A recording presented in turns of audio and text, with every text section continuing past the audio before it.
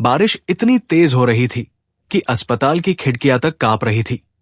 और उसी बारिश के बीच शहर के सबसे बड़े प्राइवेट अस्पताल के कमरे नंबर 307 में एक बूढ़ा आदमी ऑक्सीजन मास्क लगाए जिंदगी और मौत के बीच लड़ रहा था, जबकि उसके बिस्तर के पास बैठी एक अमीर औरत पहली बार अपने करोड़ों रुपयों को बेबस होते हुए देख रही थी, क्योंकि उस रात उसे समझ आ गया था कि दुनिया का सबसे बड़ा दुख गरीब होना नहीं, बल्कि अपने इंसान को खोने का डर होता है। उस औरत का नाम था आरती मल्होत्रा। पूरा शहर उसे जानता था। हजारों करोड़ की मालकिन, बड़ी फैक्ट्रियों की मालिक, टीवी चैनलों की मशहूर बिजनेस वुमन। लेकिन उस रात उसकी आंखों में सिर्फ डर था, क्योंकि बिस्तर पर लेटा इंसान कोई नौकर, कोई रिश्तेदार या कोई बिजनेस पार्टनर नहीं था। वो था बाबा शरणदास, एक गरीब मंदिर का पुजारी, जिसने बिना कुछ लिए आरती की सूनी जिंदगी में फिर से इंसानियत लौटा दी थी। मशीन लगातार बीप बीप कर रही थी, कमरे में दवाइयों की गंध फैली थी, और तभी अचानक छोटी सी बच्ची रोते हुए आरती के पास आकर बोली, दादी, बाबा हमें छोड़कर तो नहीं जाएंगे ना? उस बच्ची का नाम था परी, बस 10 साल की। फटी पुरानी जिंदगी में पलने वाली वो बच्ची अब आरती के दिल की धड़कन बन चुकी थी। आरती ने तुरंत उसे सीने से लगा लिया, लेकिन सच तो ये था कि उसके अपने हाथ कांप रहे थे, उसकी आंखों से आंसू बह रहे थे, और जिंदगी में पहली बार उसे लग रहा था कि अगर बाबा को कुछ हो गया तो वो फिर से अकेली हो जाएगी। वो अकेलापन जिससे निकलने में उसे कई साल लगे थे। उसी वक्त अस्पताल के बाहर एक काली गाड़ी आकर रुकी। गाड़ी से उतरा करण, आरती का भतीजा। चेहरे पर नकली चिंता, लेकिन आंखों में लालच। वो धीरे धीरे मुस्कुराया और फोन पर किसी से बोला, अब खेल शुरू होगा। उसे यही मौका चाहिए था, क्योंकि उसे डर था कि अगर बाबा शरणदास और परी आरती की जिंदगी में ऐसे ही बने रहे तो करोड़ों की संपत्ति उसके हाथ से निकल जाएगी। उधर अस्पताल के कमरे में आरती लगातार भगवान से प्रार्थना कर रही थी, भगवान, मैंने जिंदगी में बहुत गलतियां की हैं, लेकिन इन्हें मत छीनना। और यहीं से शुरू हुई वो कहानी जिसने पूरे शहर को रुला दिया। करीब 5 महीने पहले मुंबई शहर रात में सोने जैसा चमकता था। ऊंची ऊंची बिल्डिंगें, महंगी गाड़ियां, चमकती सड़कें, और उन्हीं सबके बीच था एक विशाल बंगला, सूर्य विला। लोग दूर से उसे देखते और कहते, वाह, क्या जिंदगी होगी अंदर रहने वालों की। लेकिन कोई नहीं जानता था कि उस बंगले में रहने वाली औरत हर रात रोते रोते सोती थी। आरती मल्होत्रा, इतनी अमीर कि पैसे गिनना मुश्किल, लेकिन इतनी अकेली कि उसके पास दिल की बात सुनने वाला एक इंसान तक नहीं था। पति की मौत को 12 साल हो चुके थे। बेटा आर्यन लंदन में बस चुका था। पहले रोज फोन करता था, फिर हफ्ते में, फिर महीने में। अब सिर्फ मैसेज आता, मॉम बिजी हूं, बाद में बात करता हूं। बस इतना ही रिश्ता बचा था।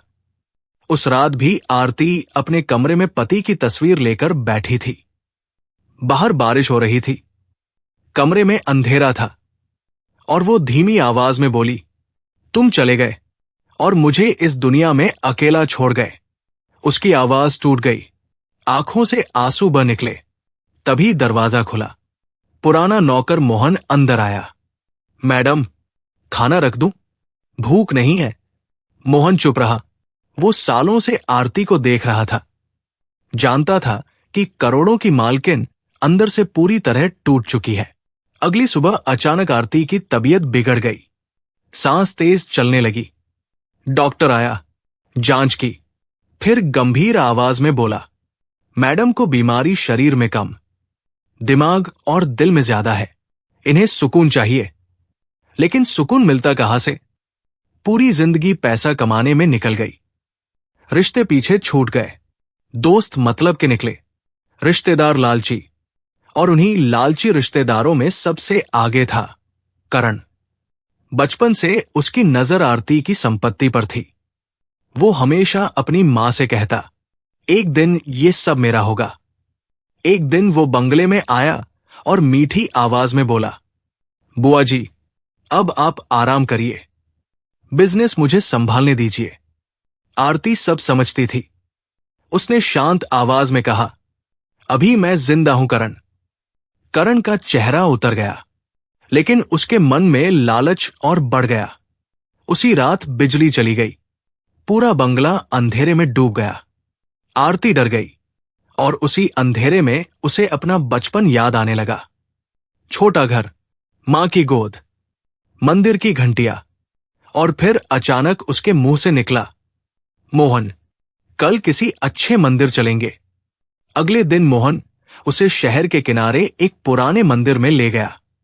मंदिर छोटा था, दीवारों में दरारें थी, छत टपक रही थी, लेकिन वहां अजीब सी शांति थी। मंदिर के अंदर एक बूढ़ा आदमी पूजा कर रहा था। सफेद धोती, पुराना कुर्ता, चेहरे पर सुकून और आंखों में अपनापन। यही थे बाबा शरणदास। तभी पीछे से छोटी सी बच्ची भागती हुई आई। बाबा, देखो मैंने फूल लाए। उसकी मासूम हंसी पूरे मंदिर में गूंज गई। आरती बस उसे देखती रह गई। उसे पहली बार महसूस हुआ कि गरीबी में भी खुशी हो सकती है। पूजा खत्म हुई। बाबा ने मुस्कुराकर कहा, भगवान तुम्हारा भला करे बेटी। बेटी, बस यही शब्द आरती के दिल में उतर गया। कई साल बाद किसी ने उसे इतने अपनेपन से बुलाया था। उस दिन पहली बार उसने चैन की सांस ली। फिर धीरे धीरे उसकी जिंदगी बदलने लगी। वो रोज मंदिर जाने लगी। परी उसे दादी बुलाने लगी और आरती के सूने दिल में जैसे फिर से रोशनी लौट आई। लेकिन दुनिया को अच्छे लोग कभी पसंद नहीं आते। करण को यह रिश्ता बिल्कुल पसंद नहीं था। उसे डर लगने लगा था कि कहीं बाबा और परी उसकी करोड़ों की उम्मीदों के बीच दीवार ना बन जाए। और फिर एक दिन उसने ऐसी चाल चली जिसने सब कुछ बदल दिया। उसने आरती के बेटे आर्यन को फोन किया, भैया, आपकी मां एक गरीब पुजारी के जाल में फंस चुकी है। उधर आर्यन चौंक गया। क्या मतलब? वो करोड़ों रुपए दान कर रही है। वो लोग आपकी मां का फायदा उठा रहे हैं। ये सुनते ही आर्यन का दिमाग खराब हो गया और उसी रात उसने फ्लाइट बुक कर ली। उसे नहीं पता था कि सच क्या है, लेकिन करण यही चाहता था। क्योंकि लालच जब डर बन जाता है, तब इंसान किसी भी हद तक गिर सकता है। और यही डर अब एक तूफान बनकर सबकी जिंदगी में आने वाला था। एयरपोर्ट के बाहर रात की ठंडी हवा चल रही थी, लेकिन आर्यन के अंदर गुस्सा इतना भरा हुआ था कि उसे कुछ महसूस ही नहीं हो रहा था। क्योंकि पूरे रास्ते उसके कानों में सिर्फ करण की वही बातें घूम रही थी। भैया, आपकी मां को वो गरीब पुजारी बेवकूफ बना रहा है। धीरे धीरे सारी संपत्ति अपने नाम करवा लेगा। अगर आप अभी नहीं आए तो बहुत देर हो जाएगी। करीब 7 साल बाद आर्यन भारत लौटा था, लेकिन इस बार उसके चेहरे पर बेटे वाला प्यार नहीं, बल्कि शक था। उसकी महंगी कार सीधे सूर्यविला के बाहर आकर रुकी। गेट खुला। नौकर उसे देखकर खुश हो गए। साहब आ गए। लेकिन आर्यन किसी से कुछ बोले बिना तेजी से अंदर चला गया। उसी समय आरती मंदिर से लौट रही थी। जैसे ही उसकी नजर बेटे पर पड़ी, उसकी आंखें चमक उठीं। आर्यन, वो लगभग भागते हुए उसके पास आई। सालों का इंतजार था उस गले मिलने में, लेकिन अगले ही पल उसका दिल टूट गया, क्योंकि आर्यन ने उसे गले तक नहीं लगाया। उसने सिर्फ ठंडी आवाज में कहा, मॉम, हमें बात करनी है। आरती का चेहरा धीरे धीरे उतर गया। मां का दिल बहुत जल्दी समझ जाता है कि अपने बच्चे के मन में क्या चल रहा है। कमरे में पहुंचते ही आर्यन गुस्से में बोला, आप आखिर कर क्या रही है? आरती चौंक गई। क्या मतलब? पूरा शहर बातें कर रहा है। एक पुजारी आपके इतने करीब कैसे आ गया? आरती कुछ पल उसे देखती रह गई, फिर धीमी आवाज में बोली, तुम्हें ये सब किसने कहा? क्या फर्क पड़ता है किसने कहा? क्या ये सच नहीं है? आरती की आंखें भर आई। तुम भी दुनिया की तरह सोचने लगे? आर्यन चुप नहीं हुआ। मॉम, लोग आपका फायदा उठा रहे हैं। ये सुनते ही आरती के चेहरे पर दर्द उतर आया। वो धीरे से बोली, जिस बेटे के पास अपनी मां के लिए समय नहीं था, आज उसे अचानक मेरी चिंता होने लगी। आर्यन तिल मिला गया। मैं आपकी भलाई के लिए बोल रहा हूं। आरती की आवाज कांप गई। भलाई? बेटा, पिछले 3 साल में तुमने मुझसे कितनी बार बात की, याद है तुम्हें? कमरे में सन्नाटा छा गया। आर्यन की नजरें झुक गई, लेकिन उसके अंदर भरा शक अभी खत्म नहीं हुआ था। उसी समय बाहर से परी की आवाज आई, दादी, देखो मैंने आपके लिए फूल तोड़े। परी खुशी से भागती हुई अंदर आई, लेकिन जैसे ही उसने आर्यन को देखा, वो रुक गई। आरती ने आंसू छुपाते हुए कहा, परी, ये मेरे बेटे आर्यन है। परी मासूमियत से मुस्कुराई। नमस्ते अंकल। लेकिन आर्यन के चेहरे पर कोई मुस्कान नहीं थी। उसने सिर्फ ठंडी नजरों से उसे देखा। परी धीरे धीरे डर गई और आरती के पीछे छुप गई। आरती को यह देखकर बहुत दुख हुआ। उस रात डाइनिंग टेबल पर अजीब सन्नाटा था। इतना बड़ा घर, लेकिन किसी की आवाज नहीं। आर्यन बार बार बाबा शरणदास के बारे में सवाल पूछता रहा। वो पहले आपकी जिंदगी में कैसे आए? आप रोज मंदिर क्यों जाती हैं? आप आश्रम के नाम पर कितना पैसा खर्च कर चुकी हैं? हर सवाल में शक था। आरती सब समझ रही थी, लेकिन वो शांत रही। फिर धीरे से बोली, कभी कभी जिंदगी में कुछ लोग भगवान बनकर आते हैं बेटा, और इंसान को फिर से इंसान बना देते हैं। आर्यन हल्का सा हंसा, या फिर बेवकूफ। बस यही शब्द आरती के दिल में तीर की तरह लगा। उसकी आंखें भर आई। वो बिना कुछ बोले उठकर अपने कमरे में चली गई। उधर बाहर अंधेरे में खड़ा करण मुस्कुरा रहा था।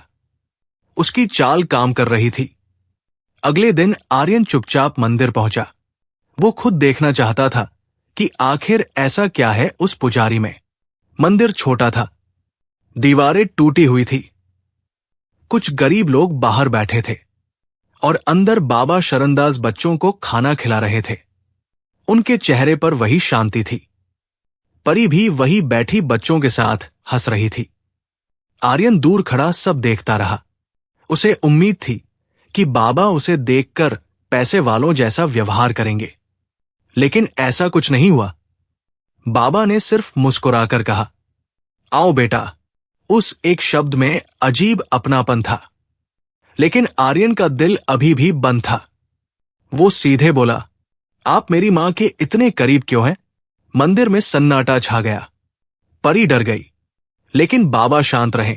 उन्होंने धीरे से कहा, क्योंकि तुम्हारी मां बहुत अकेली थी और आपको उनसे सहानुभूति हो गई। नहीं बेटा, रिश्ता हो गया। आर्यन गुस्से में बोला, सीधे बोलिए ना, आपको पैसे चाहिए? ये सुनते ही परी की आंखों में आंसू आ गए। अंकल, बाबा ऐसे नहीं है। लेकिन आर्यन नहीं रुका। मैं दुनिया देख चुका हूं। गरीब लोग भावनाओं का इस्तेमाल करना जानते हैं। इतना सुनते ही बाहर बैठे गरीब लोग भी दुखी हो गए, क्योंकि वो जानते थे कि बाबा ने कितने लोगों की मदद की थी। लेकिन बाबा फिर भी शांत रहे। उन्होंने सिर्फ इतना कहा, जिस इंसान के मन में डर होता है उसे हर रिश्ता झूठा लगता है बेटा। आर्यन कुछ पल चुप हो गया, क्योंकि ये बात सीधे उसके दिल में लगी थी। लेकिन तभी अचानक करण वहां आ गया, चेहरे पर नकली गुस्सा। वाह पंडित जी, बड़ी अच्छी एक्टिंग कर लेते हो। आर्यन ने उसकी तरफ देखा। करण बोला, भैया, आपको पता है ये लोग बुआ जी से करोड़ों रुपए दान करवाने वाले हैं। परी डरकर बाबा के पीछे छुप गई। करण ने मंदिर की टूटी दीवारों की तरफ देखकर हंसते हुए कहा, पहले खुद गरीब बनो, फिर अमीरों को फंसाओ। इतना सुनते ही पहली बार बाबा की आंखों में दर्द दिखाई दिया। उन्होंने धीमी आवाज में कहा, बेटा, गरीब होना पाप नहीं होता। करण हंसा, लेकिन अमीरों को इस्तेमाल करना पाप होता है। उसी समय पीछे से एक आवाज आई, बस करो करण। सबने पीछे देखा। आरती खड़ी थी। उसकी आंखों में आंसू थे। वो धीरे धीरे बाबा के सामने आकर खड़ी हो गई। जिस इंसान ने मुझे जीना सिखाया, आज तुम उसी की बेइज्जती कर रहे हो।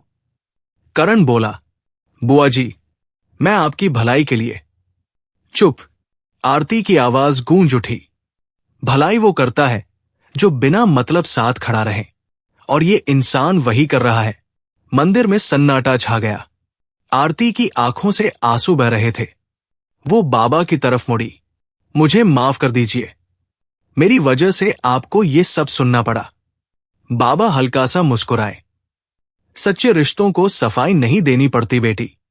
ये सुनते ही आरती रो पड़ी। उधर आर्यन पहली बार चुप था, क्योंकि उसने बाबा की आंखों में लालच नहीं, सिर्फ अपनापन देखा था।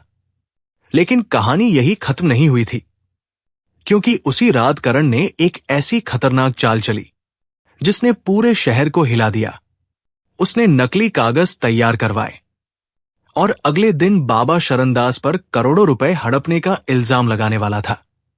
उसे पता था, एक झूठ अगर सही समय पर बोला जाए तो सच्चाई भी हार जाती है, और अब वही झूठ सबकी जिंदगी बर्बाद करने वाला था। सुबह का समय था, लेकिन सूर्यविला के बाहर ऐसा माहौल था जैसे किसी बड़े हादसे की खबर फैल गई हो, क्योंकि हर तरफ कैमरे थे, रिपोर्टर थे, लोग थे, और सबके मुंह पर सिर्फ एक ही नाम था, बाबा शरणदास। गरीब पुजारी ने करोड़ों की मालकिन को फंसाया। दान के नाम पर संपत्ति हड़पने की साजिश। टीवी चैनलों पर लगातार यही खबर चल रही थी, और ये सब देखकर आरती के हाथ कांपने लगे। उसने घबराकर टीवी बंद कर दिया। ये झूठ है, उसकी आवाज कांप रही थी।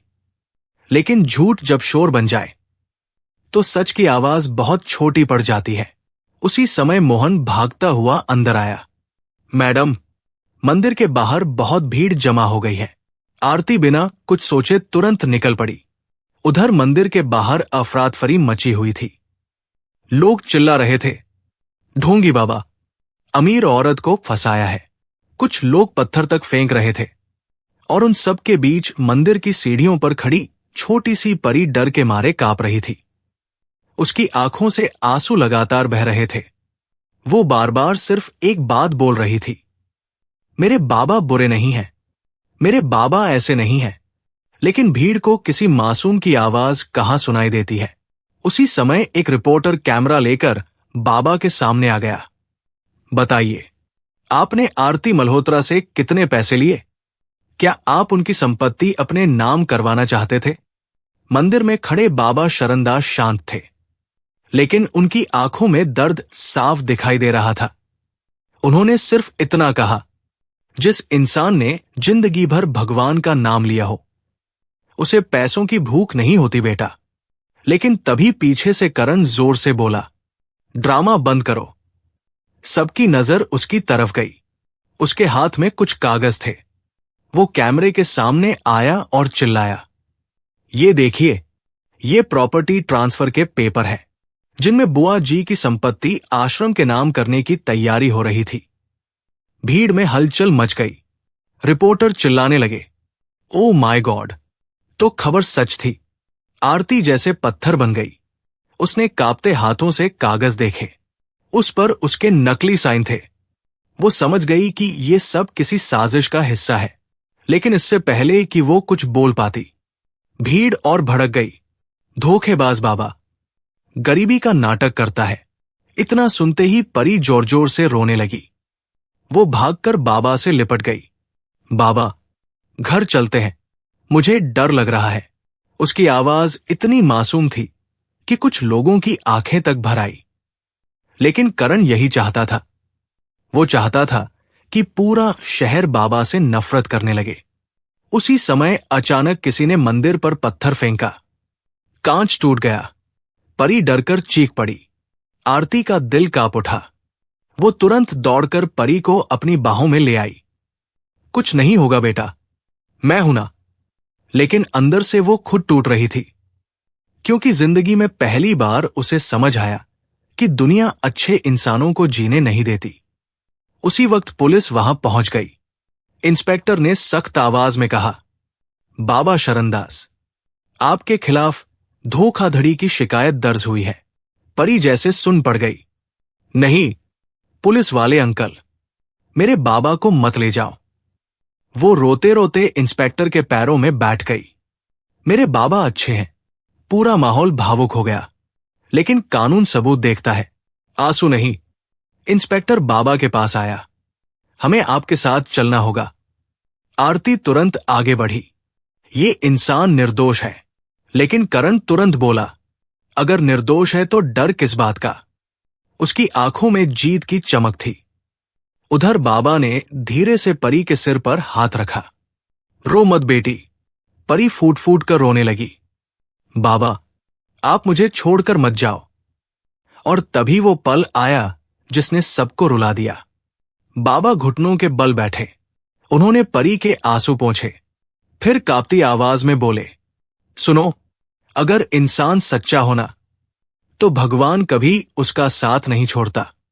परी ने तुरंत उनका हाथ पकड़ लिया। तो भगवान अभी आपको क्यों ले जा रहा है? ये सुनते ही वहां खड़े कई लोगों की आंखें नम हो गई।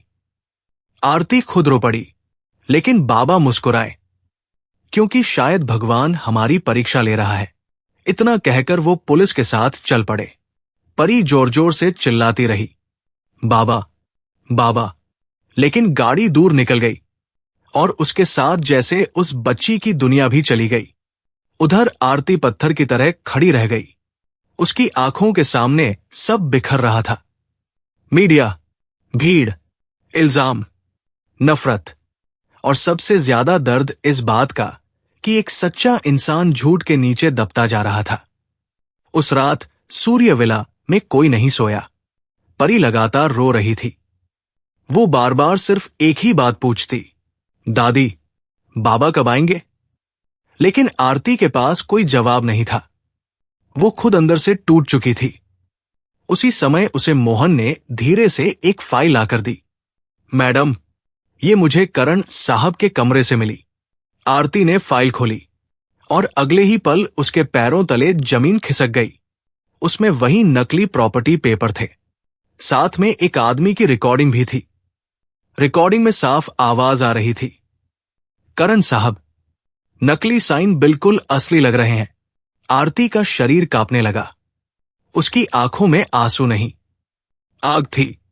उसे समझ आ गया, ये सब करण की साजिश थी। उसने तुरंत आर्यन को बुलाया। आर्यन रिकॉर्डिंग सुनकर सुन्न रह गया।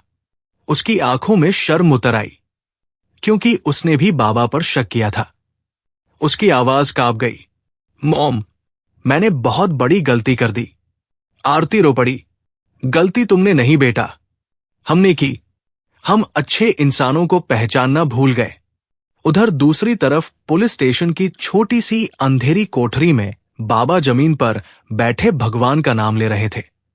चेहरे पर अब भी शांति थी, लेकिन आंखों में दर्द था, क्योंकि उन्हें अपनी चिंता नहीं थी। उन्हें चिंता थी सिर्फ परी की। और उसी समय अचानक पुलिस स्टेशन का दरवाजा खुला। आरती अंदर आई। उसकी आंखों में आंसू थे और हाथ जुड़े हुए थे। वो धीरे धीरे बाबा के सामने घुटनों पर बैठ गई। मुझे माफ कर दीजिए, लेकिन असली तूफान अभी बाकी था, क्योंकि करण अब सिर्फ संपत्ति नहीं, आरती की पूरी जिंदगी बर्बाद करने पर उतर चुका था। और अगले पार्ट में होने वाला था ऐसा हादसा जो सुनकर आपकी आंखों से आंसू रुकेंगे नहीं। पुलिस स्टेशन की उस छोटी सी कोठरी में अजीब सन्नाटा था, और उसी सन्नाटे के बीच आरती हाथ जोड़कर बाबा शरणदास के सामने बैठी रो रही थी, क्योंकि जिंदगी में पहली बार उसे अपने पैसों, अपने रुतबे और अपनी ताकत से नफरत हो रही थी। क्योंकि अगर वो सच में इतनी ताकतवर होती तो एक सच्चे इंसान को झूठे इल्जाम में जेल के अंदर ना बैठना पड़ता। आरती की आवाज कांप रही थी। मुझे माफ कर दीजिए बाबा, मेरी वजह से आपको ये सब सहना पड़ा। बाबा ने धीरे से मुस्कुराकर उसकी तरफ देखा। चेहरे पर दर्द था, लेकिन शिकायत नहीं। उन्होंने शांत आवाज में कहा, बेटी, जिन रिश्तों में अपनापन होता है वहां माफी नहीं होती। ये सुनते ही आरती फूट फूट कर रो पड़ी। उधर आर्यन थोड़ी दूरी पर खड़ा सब देख रहा था। उसकी आंखें शर्म से झुकी हुई थी। उसे बार बार याद आ रहा था कि उसने किस तरह बाबा को पैसों का भूखा समझ लिया था। उसने धीरे धीरे बाबा के पास आकर कहा, मैं बहुत छोटा इंसान निकला। बाबा ने उसके सिर पर हाथ रखा। गलतियां इंसान से ही होती है बेटा, लेकिन जो इंसान अपनी गलती मान ले वो बुरा नहीं होता। आर्यन की आंखें भर आई। वो पहली बार किसी अजनबी के सामने बच्चे की तरह रो पड़ा। उधर दूसरी तरफ करण अपने कमरे में बैठा शराब पी रहा था। टीवी पर लगातार खबरें चल रही थी। ढोंगी बाबा गिरफ्तार, करोड़ों की संपत्ति हड़पने की साजिश। करण के चेहरे पर खतरनाक मुस्कान थी। उसे लग रहा था कि अब रास्ता साफ हो चुका है, लेकिन तभी उसका फोन बजा। उधर से आवाज आई, साहब, एक समस्या हो गई। क्या? आरती मैडम को नकली पेपर्स वाली बात पता चल गई। करण का चेहरा उतर गया। क्या? उसने गुस्से में गिलास फेंक दिया। नालायकों! उधर पुलिस स्टेशन में आरती ने अपने वकीलों को बुला लिया था। कुछ ही घंटों में सच सामने आने लगा। नकली दस्तावेज, फर्जी साइन, रिकॉर्डिंग, सबूत एक एक करके करण के खिलाफ जा रहे थे। इंस्पेक्टर ने तुरंत कहा, बाबा शरणदास निर्दोष है। लेकिन यह सुनकर भी बाबा के चेहरे पर खुशी नहीं आई। उन्होंने सिर्फ एक सवाल पूछा, परी ठीक है ना? बस इतना सुनते ही आरती की आंखें फिर भर आई, क्योंकि जिस इंसान को पूरी दुनिया धोखेबाज कह रही थी, उसे अपनी इज्जत की नहीं, सिर्फ उस बच्ची की चिंता थी। कुछ देर बाद बाबा रिहा हो गए, लेकिन बाहर का माहौल अभी भी खराब था। मीडिया अब भी पीछा कर रही थी। लोग अब भी बातें बना रहे थे, और इसी सब के बीच सबसे ज्यादा डर चुकी थी परी। उस रात वो सूर्यविला में आरती के कमरे में सोई, लेकिन पूरी रात डर के मारे कांपती रही। बार बार नींद में चीख पड़ती, बाबा को मत ले जाओ। आरती उसे सीने से लगाए बैठी रही। उसकी आंखों से आंसू रुक ही नहीं रहे थे। उसे पहली बार एहसास हुआ कि नफरत सिर्फ इंसान को बदनाम नहीं करती, वो मासूम बचपन भी तोड़ देती है। सुबह करीब 4 बजे अचानक परी की तबीयत बिगड़ गई। उसे तेज बुखार हो गया। वो बेहोशी में सिर्फ एक ही बात बोल रही थी, मुझे बाबा के पास जाना है। आरती घबरा गई। डॉक्टर बुलाया गया। डॉक्टर ने जांच की और गंभीर आवाज में कहा, बच्ची बहुत डर गई है, इसे गहरा मानसिक सदमा लगा है। आरती के हाथ कांपने लगे। उसे लग रहा था जैसे ये सब उसकी वजह से हुआ है। उसी समय बाबा कमरे में आए। जैसे ही परी ने उन्हें देखा, वो तुरंत उनसे लिपट गई। बाबा, आप फिर चले तो नहीं जाओगे ना? बाबा की आंखें भर आई। उन्होंने उसे कसकर सीने से लगा लिया। नहीं बेटी, अब कहीं नहीं जाऊंगा। वो पल इतना भावुक था कि कमरे में खड़े हर इंसान की आंखें नम हो गई। आर्यन चुपचाप सब देख रहा था, और पहली बार उसे महसूस हुआ कि रिश्ते खून से नहीं, दिल से बनते हैं। उधर करण अब बुरी तरह फंस चुका था। पुलिस उसे ढूंढ रही थी, लेकिन लालच इंसान को अंधा बना देता है। वो भागने की तैयारी कर रहा था। तभी उसकी मां रोते हुए बोली, बेटा मान जा, सब खत्म हो जाएगा। लेकिन करण की आंखों में अब डर और पागलपन दोनों आ चुके थे। वो चिल्लाया, अगर ये संपत्ति मुझे नहीं मिली तो किसी को नहीं मिलेगी। उधर उसी शाम मानव सेवा सदन का उद्घाटन होना था। सैकड़ों गरीब लोग आए हुए थे। हर तरफ रोशनी थी, लेकिन आरती के दिल में शांति नहीं थी, क्योंकि उसे लग रहा था कि तूफान अभी बाकी है। स्टेज पर आरती खड़ी हुई। उसकी आंखें नम थी। उसने माइक पकड़ा और धीमी आवाज में कहा, मैंने जिंदगी में बहुत पैसा कमाया, लेकिन इंसानियत बहुत देर से सीखी। पूरा मैदान शांत था।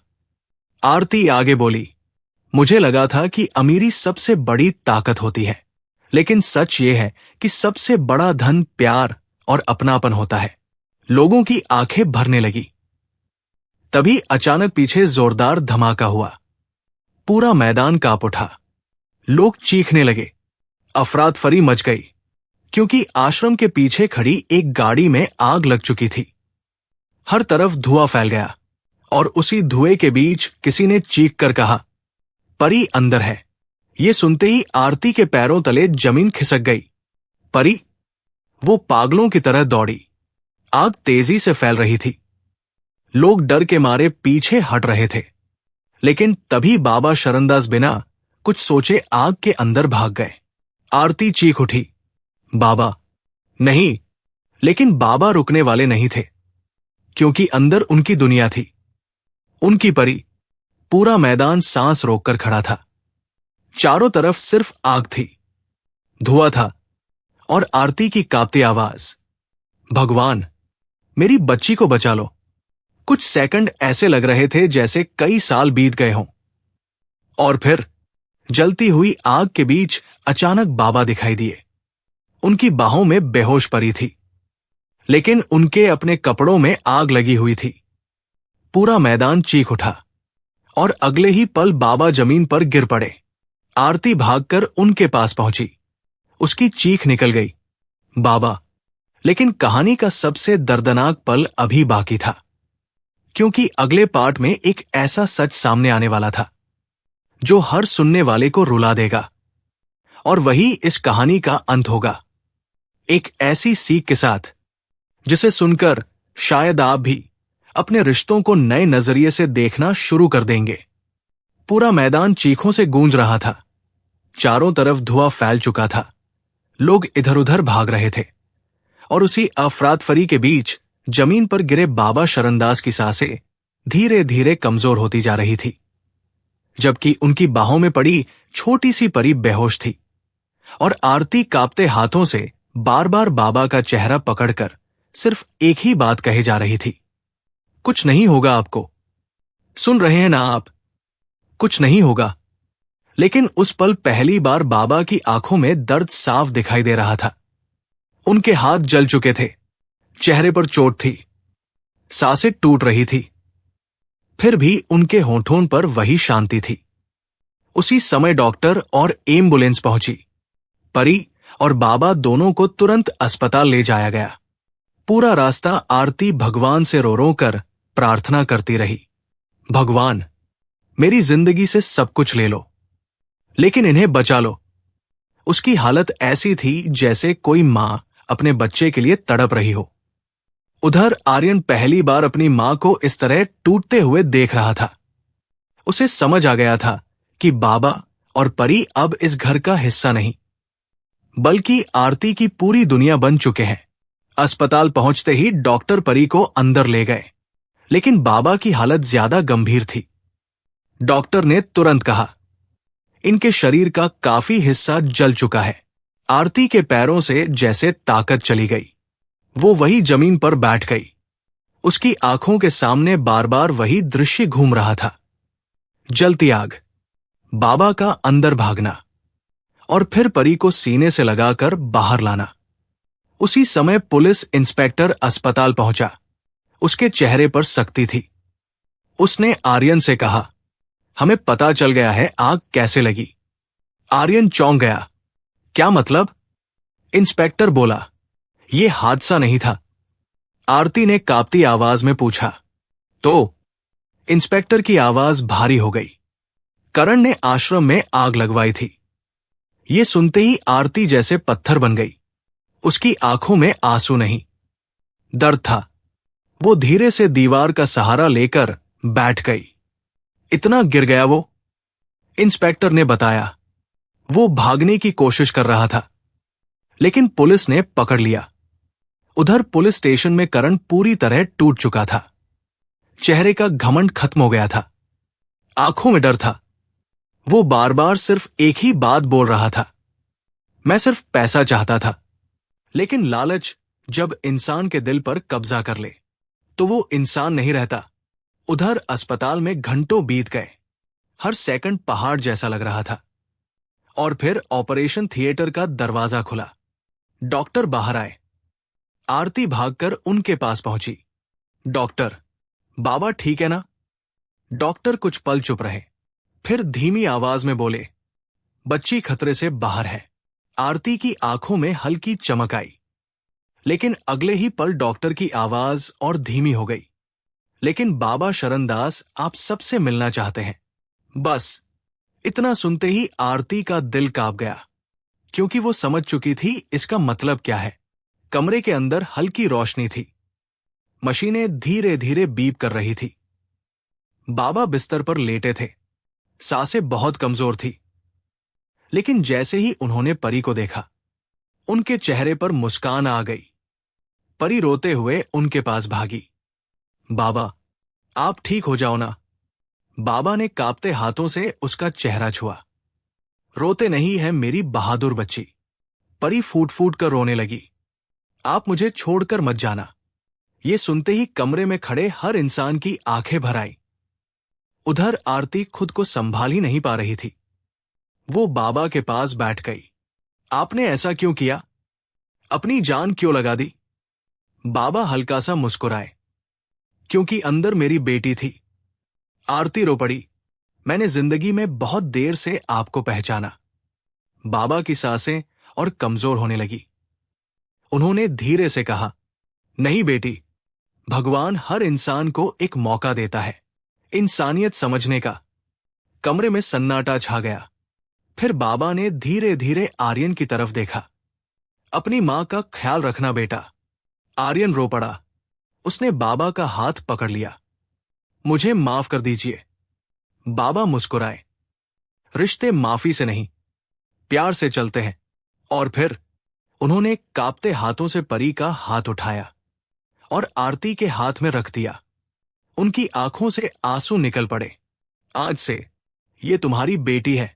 बस इतना कहते ही मशीन की आवाज अचानक बदल गई। बीप। कमरे में सन्नाटा जम गया। परी चीख पड़ी। बाबा। आरती की दुनिया जैसे रुक गई। वो फूट फूट कर रोने लगी। पूरा अस्पताल आंसुओं में डूब गया, क्योंकि उस दिन एक गरीब आदमी दुनिया छोड़ गया, लेकिन जाते जाते करोड़ों से भी बड़ी दौलत छोड़ गया, इंसानियत। कुछ दिनों बाद पूरा शहर बाबा शरणदास की अंतिम यात्रा में उमड़ पड़ा। वही लोग जिन्होंने कभी उन पर पत्थर फेंके थे, आज रो रहे थे, क्योंकि सच देर से सही सामने आ ही गया था। उधर करण को जेल हो गई।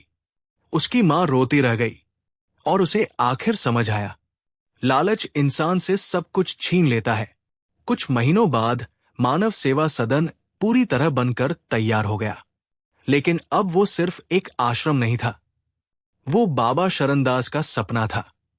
वहां गरीबों को मुफ्त खाना मिलता, इलाज होता, अनाथ बच्चों को पढ़ाया जाता, और सबसे खास बात, उस आश्रम के दरवाजे पर एक बड़ी तस्वीर लगी थी। सफेद धोती, चेहरे पर मुस्कान, और नीचे लिखा था, सबसे अमीर इंसान वही है जिसके दिल में इंसानियत जिंदा हो। उधर आरती अब बदल चुकी थी। वो बिजनेस से ज्यादा लोगों के बीच रहने लगी। और परी, वो हर रात बाबा की तस्वीर के सामने बैठकर पढ़ाई करती, क्योंकि उसने बाबा से वादा किया था, मैं बड़ी होकर गरीबों की डॉक्टर बनूंगी। एक रात परी ने आरती से पूछा, दादी, बाबा हमें ऊपर से देखते होंगे ना? आरती की आंखें भर आई। उसने आसमान की तरफ देखा, फिर मुस्कुराकर बोली, हाँ बेटा, और आज वो बहुत खुश होंगे, क्योंकि उनकी परी अब कभी अकेली नहीं है। उस रात आसमान में हल्की बारिश हो रही थी, बिल्कुल वैसी ही जैसी उस रात हुई थी जब आरती पहली बार टूटकर भगवान के सामने रोई थी। लेकिन फर्क सिर्फ इतना था, उस रात उसके पास सब कुछ था, फिर भी वो अकेली थी। और आज उसके पास बाबा नहीं थे, फिर भी उसका दिल भरा हुआ था, क्योंकि सच्चे रिश्ते कभी मरते नहीं, वो हमेशा दिल में जिंदा रहते हैं। इस कहानी की सबसे बड़ी सीख यही है, पैसा घर बड़ा बना सकता है, लेकिन परिवार नहीं। दुनिया का सबसे गरीब इंसान वो नहीं जिसके पास पैसा कम हो, बल्कि वो है जिसके दिल में प्यार और इंसानियत ना हो। और अब आप बताइए, अगर आपकी जिंदगी में भी कोई ऐसा इंसान आया हो जिसने बिना किसी मतलब के आपका साथ दिया हो, तो उसका नाम कमेंट में जरूर लिखिए। और सच सच बताइए, अगर आप आरती की जगह होते तो क्या आप भी एक गरीब इंसान पर इतना भरोसा कर पाते?